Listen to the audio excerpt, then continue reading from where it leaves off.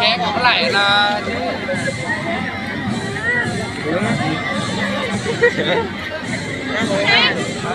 leo đây ơi.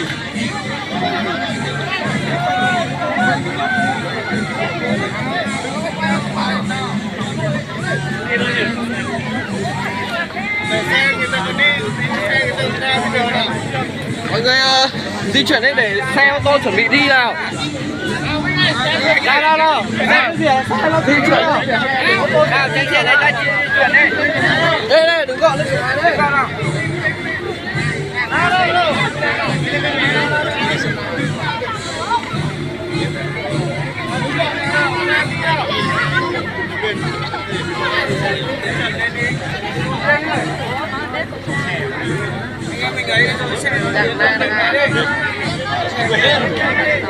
Bà con lùi ra nhá. Chắc không bằng không?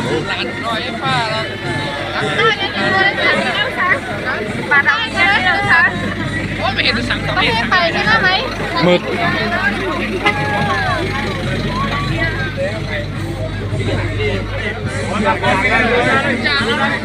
Lên này vào để có xe đi vào.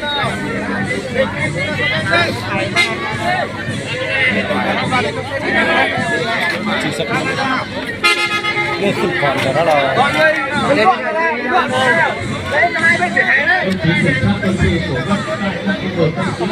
Truy tủ của ảo một tí khó. Đây có trẻ nhỏ này di chuyển khu vực đông người nó rất là nguy hiểm.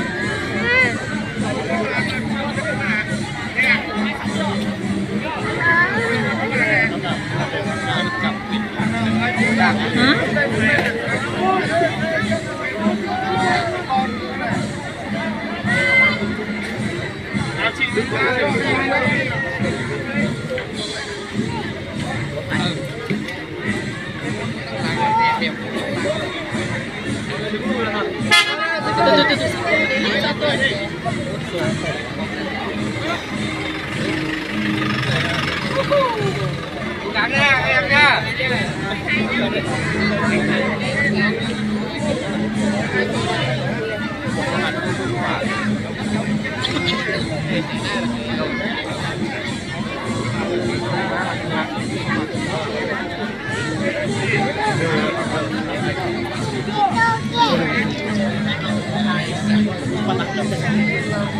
Chắc chết lắm mà.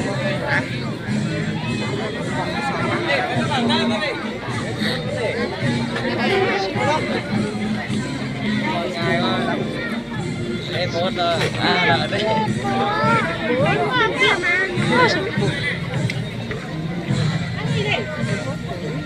Anh lấy dầu.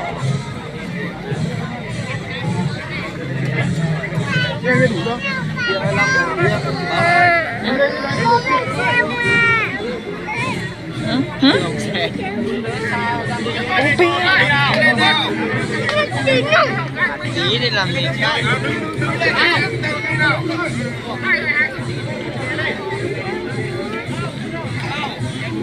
lên trên kia chúng ta vẫn chia tay nhau bình thường mà.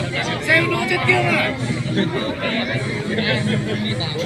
Làm 2 năm gặp lại tư năm tôi nghĩ toán là xe đi đâu nữa ơi. Đi 2 năm đâu.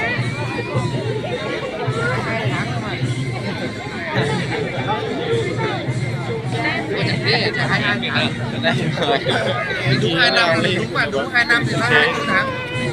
Mà đi luôn. Kiên với 24 tháng. chó tầm là cả hai thôi. Chờ một tay.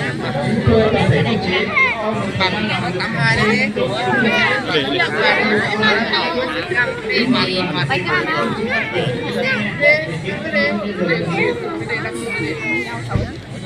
Cái gì bắt tay với tao vậy?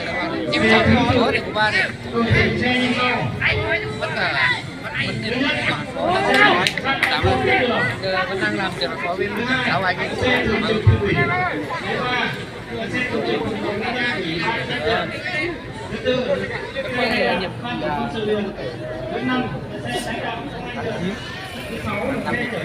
Thế đấy xe sao?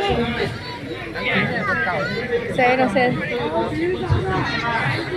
เสียจะเสีย ba con ăn đi được เทียมกันที่ละน้ำก็ได้เห็นอย่างเงี้ยนี่นะเสียงของงานนะ các đơn vị nhà quân xe là đi เสียงของงานนะ chuẩn bị thành công ตาด้วยถึงซุ้มกัน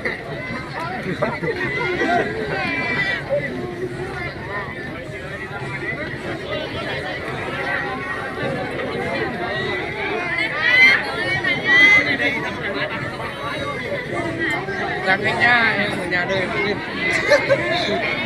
mệt lắm phải cầu mệt lắm phát quân sự của ban chỉ huy sự và công an huyện đồng chí hỗ trợ cho các bạn nhân quân để đưa an ninh nhân dân. xong tí cái lót ma cho nó bắt bọc nó gắm chầm bắn từ đó nó đi bắt nhận ở ngoài này 2 năm nó nhanh rồi đấy nước quăng nước xong ký xong quăng nước bắt nó bắt này chung làng ba xong ký giờ chúng nó để bắt teo với các bạn này xong ký nước quăng teo 10 đến cơ phải vườn cái đó làm vườn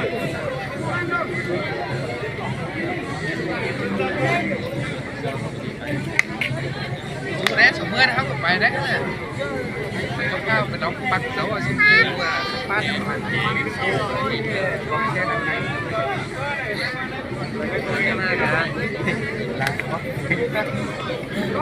ไม่ไหนวะ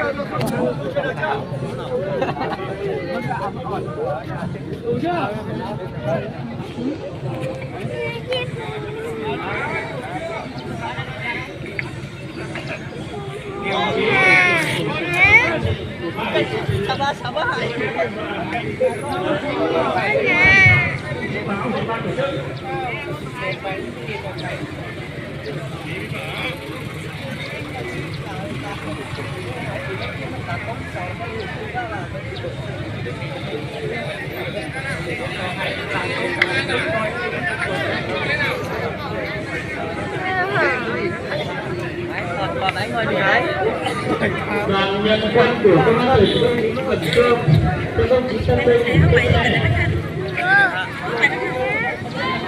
Xin con nữa đấy, cái nào vào đây ba. đồng chí kiểm soát quân sự của hai lực đồng chí hỗ trợ cho đoàn nhân quân của công an tỉnh để Tân Bình khỏe.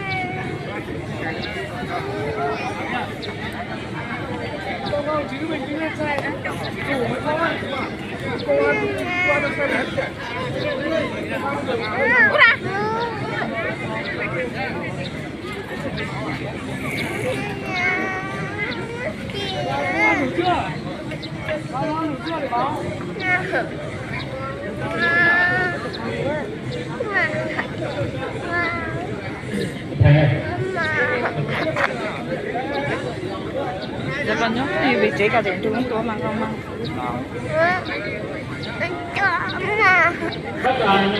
Nó sẽ chơi chung nó vào phía của anh chưa? Các đoàn nhân quân bắt đầu hành quân. cái tờ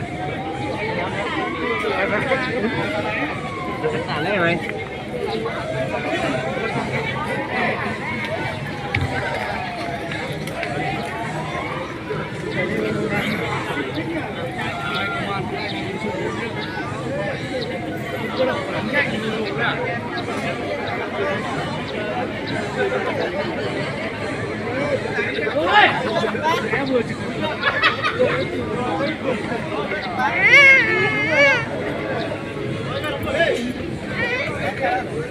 mắng một lần nữa rồi mắng lần nữa họ chửi đấy.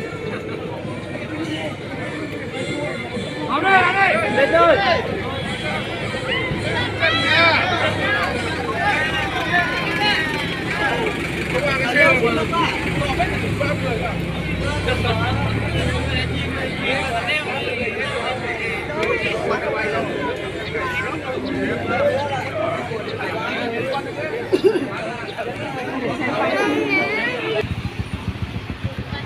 Lại lời ta thì đó khá là mùi chỉ đó cho nên sẽ bên nó sẽ là sẽ chỉ được nó có ta là gì biết thật thật cho nên sẽ là nó người ta sẽ lại một tí cho lại một qua để xem rồi lại tí tu sẽ chỉ không ra chỉ không lo thật tỷ bây giờ thì cái lòng mùi chỉ mà đi thật tỷ nữa để nhớ trong đây sẽ đây mà sẽ chỉ cho để đối với này nó